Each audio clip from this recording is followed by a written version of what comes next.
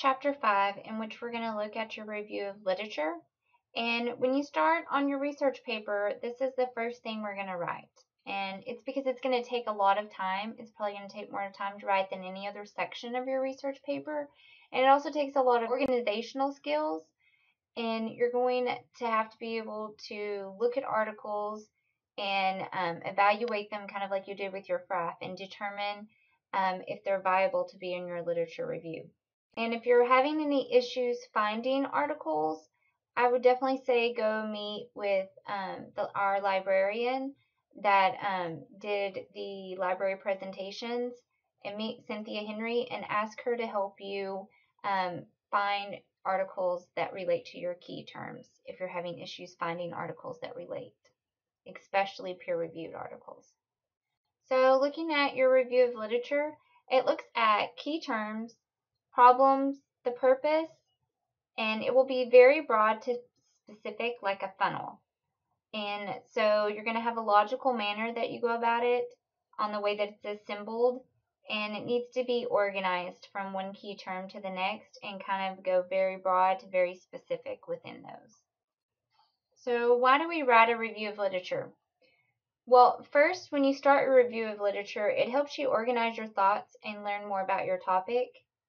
And you learn about things you didn't know about the topic and what other people thought about your topic and what other research has been done on your topic and what they found. So it helps you see a broader picture of your research topic than maybe what you had originally thought.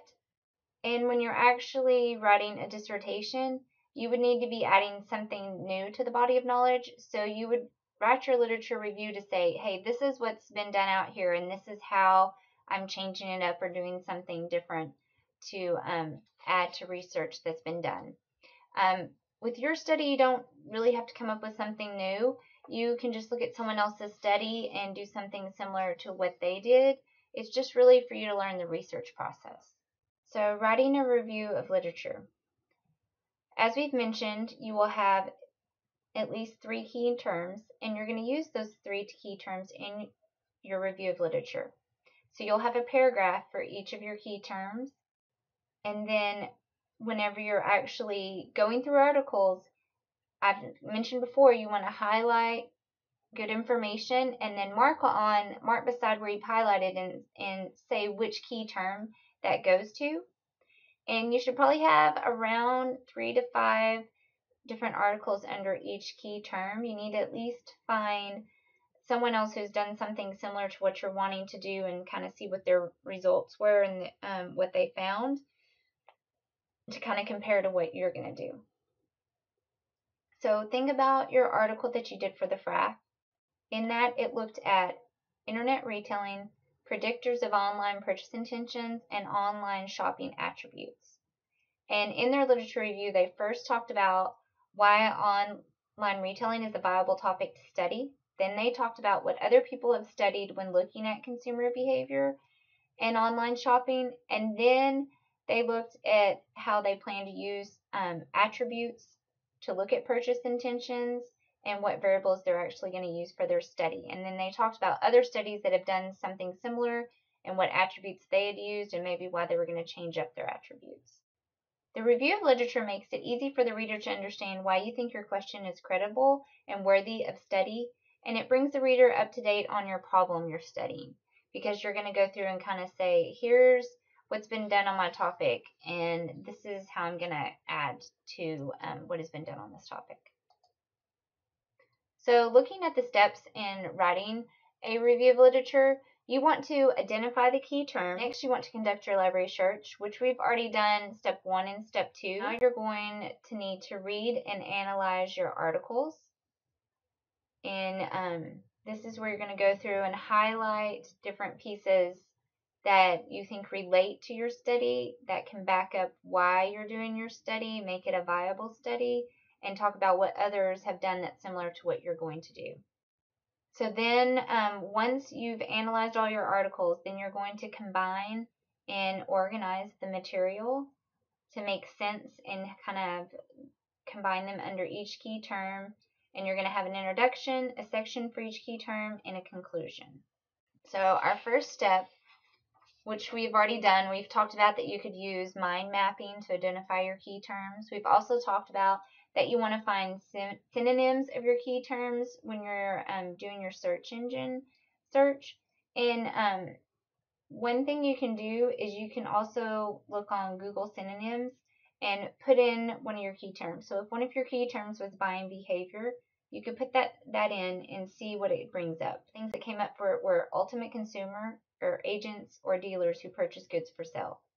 So if you know it's the ultimate consumer, then you might want to say consumer buying behavior, and that would narrow your topic a little more to where you'll maybe get more articles that relate directly to what you're wanting to do.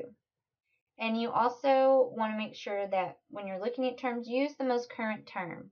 Whatever you find is current, the current term being used by other researchers, that's what you want to use when you're searching. And when you do your article, you want to use that term because that's how other people have been citing it. And then once you have your key terms, then we're going to go to step 2, which you've done, is where you look for articles. So you want to collect your articles as PDFs, and then you want to also print them if you want to be able to highlight things.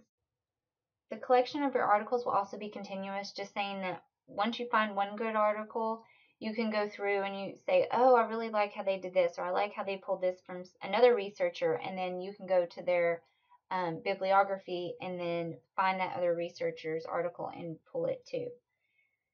And you want to organize materials in preparation for reading your articles. So you need to kind of be organized, and once you start reading, you want to either, if you've printed them out, make different folders. I've kind of mentioned this before too. Make different folders for your different key terms and kind of stick an article where it's going to go for a key term. Also, you want to make sure that your articles that you're pulling are recent articles. You know, if you're going to pull something from 1995, that's kind of old, or 1980, you want to see if you can at least find something more recently done on your topic, because you want to have the most current research out there in your actual study that you're citing. And step 3 is the step that we are on actually now, where we're going to read and analyze our articles. And you want to start by reading the abstract of an article, and you want to see if it's appropriate for your research. And if it is, then you look at the headings in the entire article, and then you can analyze it using a FRAP if you want, or however you want to go through and analyze it. And you may have to read your article more than one time to understand things and make sure you don't miss important information.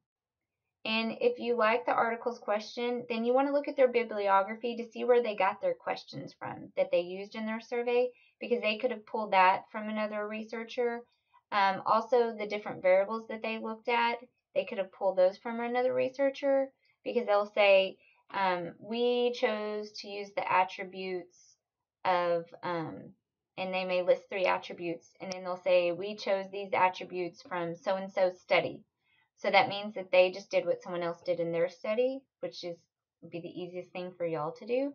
So you just want to, then you would go to the bibliography and go back to that researcher and see how they came up with those attributes. And then you can use some of their literature review of how they talked about, well, we use these attributes because either someone else, because we found them viable in our results, and that's why we chose to use theirs.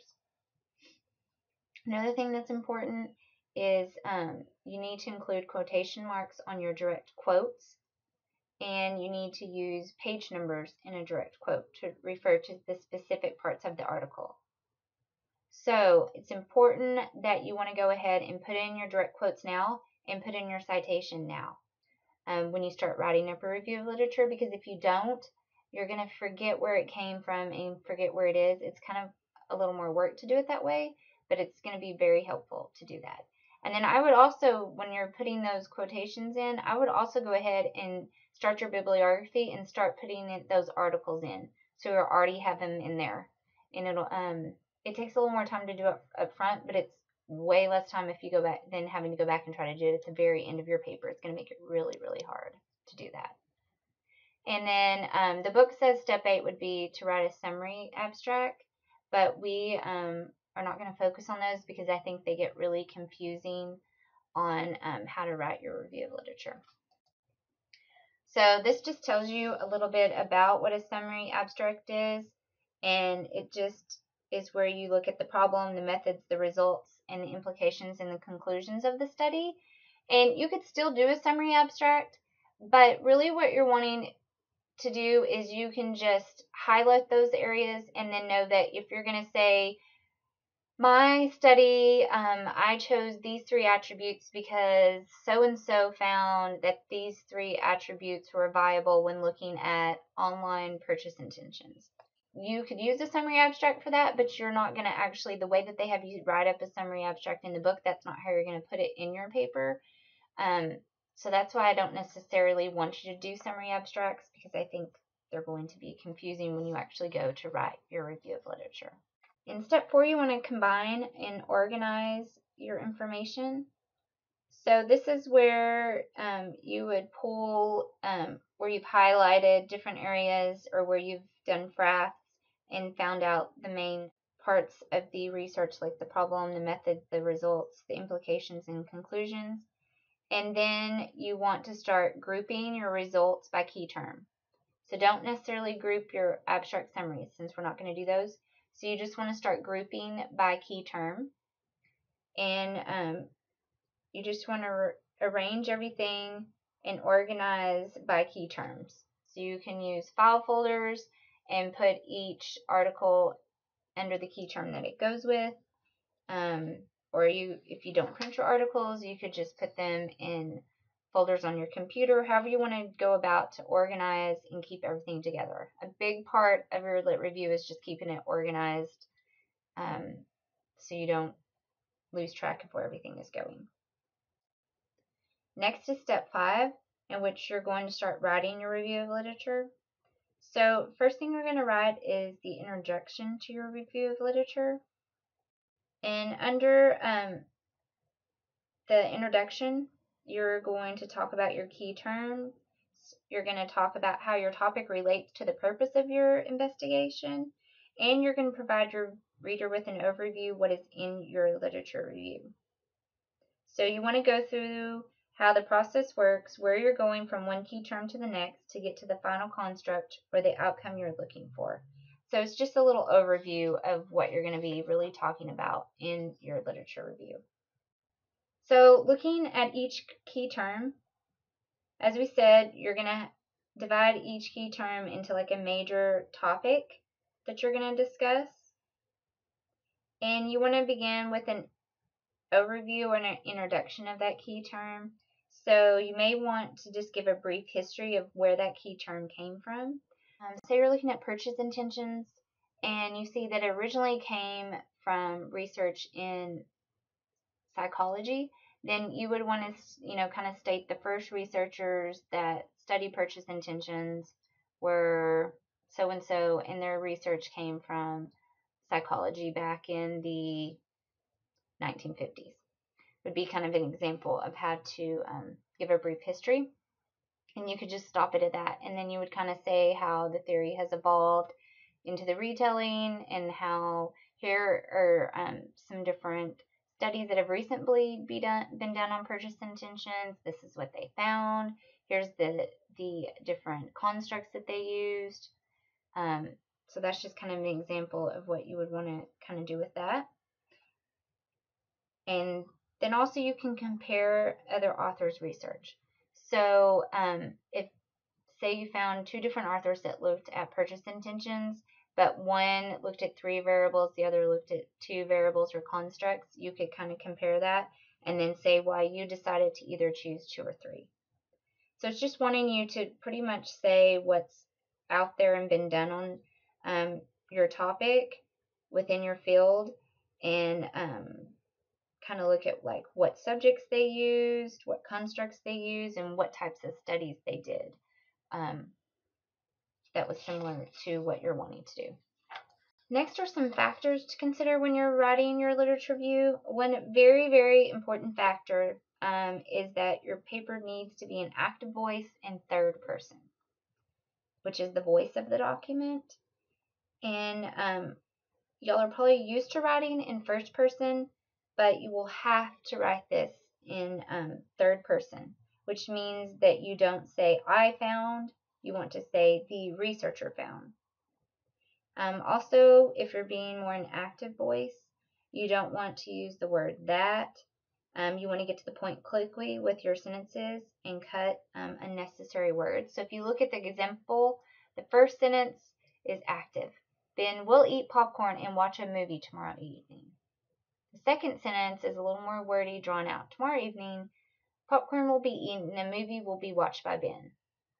So in the first one, it's active Ben and tells you exactly what Ben's going to do. So just think about that in your writing. And also, the bottom, if you look down here at the bottom, these are these talk about active and passive voice. And I've also included those with your APA help. Active voice examples and some more information on that is included. Next is another factor to consider is plagiarism. And since we'll be using the Turnitin software, it would be pretty much impossible to plagiarize because it looks at, compares what you've written to what's been out there. So in plagiarism, as everyone knows, is the use of another person's ideals or wording without giving appropriate credit. So if you decide you want to say exactly what has been said in another article, just make sure you use quotes inside it. That's all you have to do. And next is paraphrasing is another factor to look at. And this is what you'll do a lot of is paraphrasing. It's where you read something and then you just reword it. You still have to cite it, and give the author credit, but it doesn't have to be in direct quotes. So paraphrasing is putting ideas in your own words. There's an example of paraphrasing in your book. So look at that example of how they actually paraphrased if you have any questions about paraphrasing. And then also just make sure that if you use direct quotes that you have it in parentheses. Next, we're going to look at accurate documentation. And this is just kind of the whole process that we've been talking about of just tracing the development of your ideas and being able to refer back to your information. And this is just where you want to make sure, which article has certain key terms. You want to have that written out, put it in a certain folder, or go ahead and do little mini frafs or little mini abstracts where you talk about, okay, I'm going to use these researchers and here's what they found and here's the attributes that they used and I'm going to use these attributes and kind of take notes. And then just knowing where to go to get to that data. So, once you say, okay, here's my information about this key term, put it all together in a folder and keep it together. And then when you start actually writing your review of literature, say you're working on a key term and you're going to talk about this one researcher, go ahead, talk about that researcher, but make sure that you go ahead and put in your citation. That's really important so you don't get in trouble for plagiarism. So go ahead and say, you found this information from this one researcher. Well, you can go ahead and paraphrase it, but you still need to cite it because it's not like you just came up with this information that this other researcher did.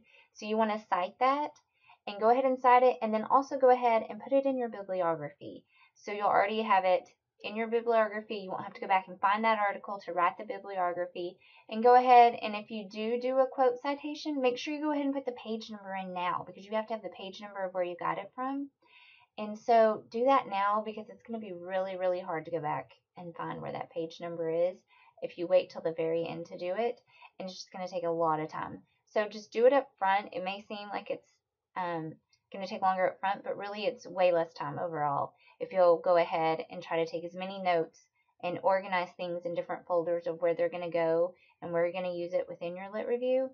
And then just go ahead and doing your citations in your bibliography while you're writing your review of literature. Next is you want to finish your review of literature. So the end of your review of literature, you want to do a summary paragraph. And in that, you just want to talk about, here's the key terms I talked about. Here were the major researchers that I'm going to use their information to base my study off of. And just say how this relates to your study. You can restate your purpose for your study. And then you're going to prepare your reader for the next section, which is going to be on your question and hypothesis, is what the next section of your actual paper will be. And just make sure you kind of state how each of your key terms relates to your study and kind of just the flow of how your study is going to work and how each piece of the puzzle kind of fits together is pretty much what your summary of your review of literature is. And this concludes chapter 5.